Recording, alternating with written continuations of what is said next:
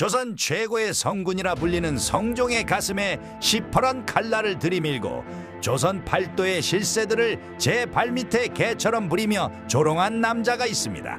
그는 왕의 피가 단 한 방울도 섞이지 않은 천민이었지만 오직 혀끝 하나로 조선의 법도를 비웃으며 건국 이래 가장 대담하고 전설적인 사기극을 벌였습니다. 오늘날의 상식으로는 도저히 믿기 힘든, 하지만 실록의 100% 실화로 기록된 조선판 캐치 미 이프 유 캔, 일개 노비가 어떻게 왕실과 조정을 통째로 농락하며 파멸로 몰고 갔는지, 그 광기 어린 사기극의 전말을 지금 바로 공개합니다.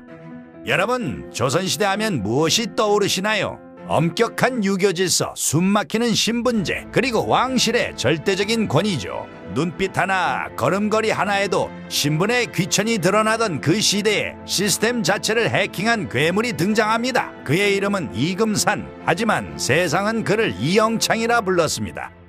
이 사건의 배경은 조선 9대 왕 성종 14년으로 거슬러 올라갑니다. 당시 조선은 겉으로는 태평성대였지만 속으로는 신분 상승을 꿈꾸는 열망과 권력의 줄을 잡으려는 탐욕이 뒤엉켜 부글부글 끓고 있었습니다. 전라도 영암 출신의 미천한 노비였던 이금산은 바로 이 점을 파고들었습니다. 그는 단순히 머리가 좋은 사기꾼이 아니었습니다. 그는 왕실의 족보인 선언록을 통째로 외워버린 지독한 공부벌레였고, 궁궐 내부에서만 쓰이는 은밀한 예법과 왕족 특유의 거만한 말투를 완벽하게 복제해낸 메소드 연기의 대가였습니다.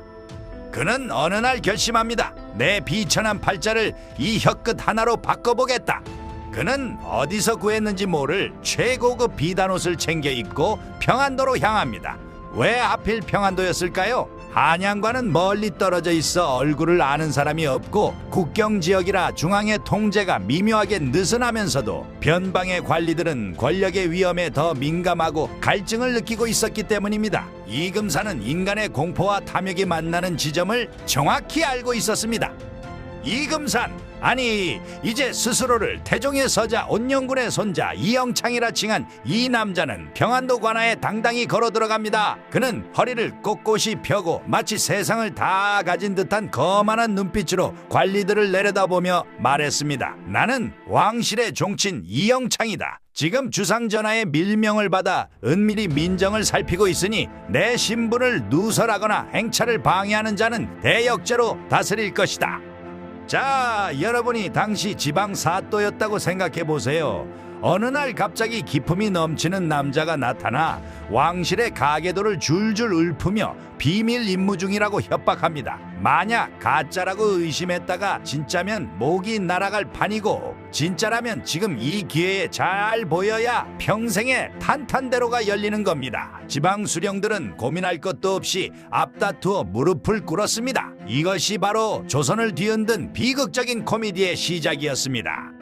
사기극은 걷잡을 수 없이 커지기 시작합니다. 평안도 관찰사부터 이름 꽤나 날리는 수령들까지 이 가짜 왕손 앞에 엎드려 진수성찬을 바치고 기생을 붙여주며 아부를 떨었습니다. 이영창은 이 상황을 소름 돋을 정도로 즐겼습니다. 낮에는 수령들에게서 거액의 뇌물을 챙기고, 밤에는 관아의 가장 화려한 방에서 기생들과 어울리며 광란의 파티를 열었습니다. 자, 마셔라! 이것이 바로 왕실의 법도다. 그의 외침에 관리들은 박수를 치며 동조했습니다.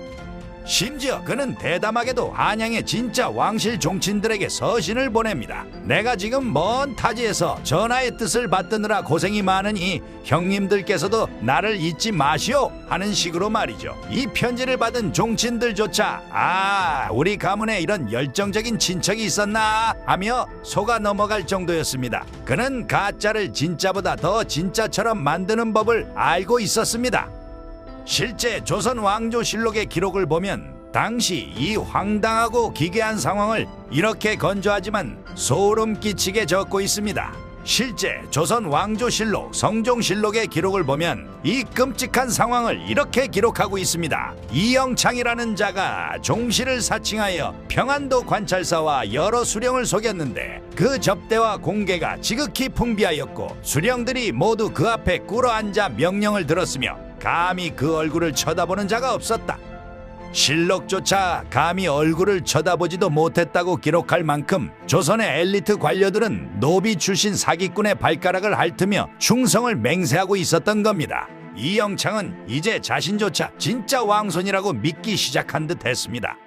하지만 달도 차면 기우는 법이고 꼬리가 길면 반드시 밟히는 법입니다.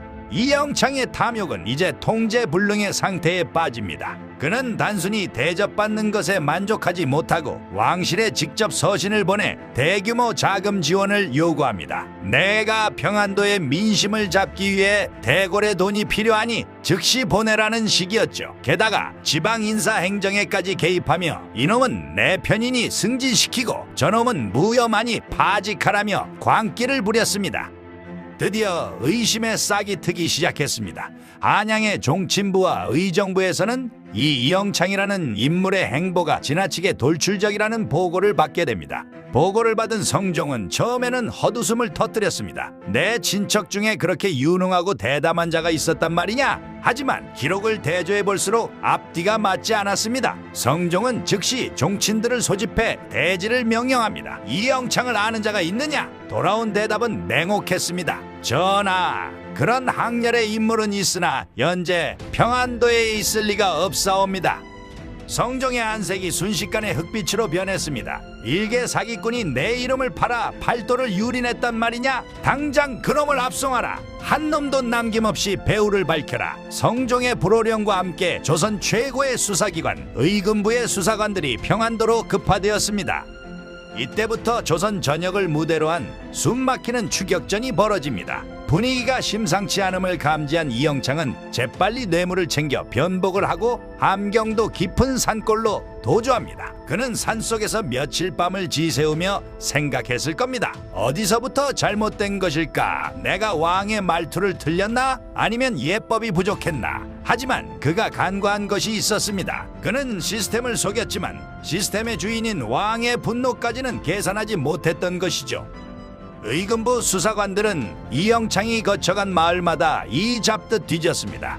그에게 아부했던 수령들은 이제 자신들의 목숨을 부지하기 위해 이영창의 행방을 제보하기 시작했습니다. 어제의 동지가 오늘의 적이 된 순간이었습니다. 결국 함경도 홍원 땅의 초라한 민가에서 화려한 비단옷 대신 낡은 삼배옷을 걸친 이영창이 체포되었습니다. 그를 붙잡은 수사관이 그의 얼굴을 확인하고는 허탈하게 웃었다고 합니다. 이런 비천한 놈에게 조선이 놀아났단 말이냐?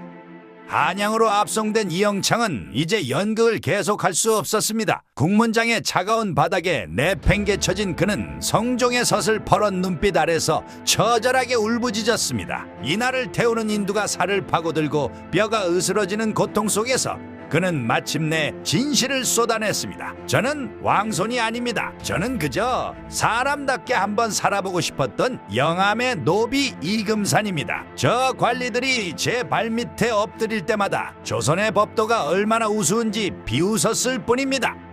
이 고백이 터져 나오던 순간 국문장에 모인 고관대작들은 차마 고개를 들지 못했습니다. 자신들이 천민의 발을 닦아주며 충성을 맹세했다는 치욕이 그들의 목을 조여왔기 때문입니다. 성종은 단호했습니다. 이 사건은 왕실의 존엄을 뿌리째 흔든 중죄였습니다. 실제 조선 왕조실록은 이 사기극의 종지부를 이렇게 기록하고 있습니다. 실제 조선 왕조실록의 기록을 보면 이 잔혹한 결말을 이렇게 전합니다. 사기꾼 이영창을 저자거리로 끌어내어 능지처참에 처하고 그 수급을 효수하여 온 백성이 보게 하라. 또한 그에게 아첨하며 왕실을 욕보인 관리 수십 명을 파직하고 유배 보내어 다시는 조정에 발을 들이지 못하게 하라. 이영창의 육체는 갈기갈기 찢겨 시장 바닥에 뿌려졌습니다. 그의 죽음은 비참했지만 그가 남긴 상처는 깊었습니다. 이 사건 이후 조선 조정은 왕실 족보 관리를 광적으로 강화했고 지방 수령들에 대한 감찰은 숨막힐 정도로 엄격해졌습니다. 노비 한 명이 던진 돌멩이가 조선이라는 거대한 체제의 모순을 정면으로 타격한 것입니다. 여러분은 이 사건을 보며 어떤 생각이 드시나요? 이영창은 단순히 죽어마땅한 범죄자일까요? 아니면 신분제라는 거대한 감옥에서 입담 하나로 탈옥을 시도했던 비극적인 반항아였을까요? 어쩌면 진짜 범인은 그가 아니라 겉모습과 권력이라는 이름표만 보고 앞다투어 무릎을 꿇었던 당시 기득권층의 눈먼 탐욕이었을지도 모릅니다. 오늘 준비한 조선판 캐치 미 이프 유 캔 이야기는 여기까지입니다. 500년 전이나 지금이나 본질보다 껍데기에 열광하는 인간의 본성은 변하지 않는 것 같습니다. 이 소름 돋는 실화가 흥미로우셨다면 구독과 좋아요로 다음 이야기를 응원해주세요. 다음 시간에는 더 자극적이고 믿기 힘든 역사적 진실로 돌아오겠습니다.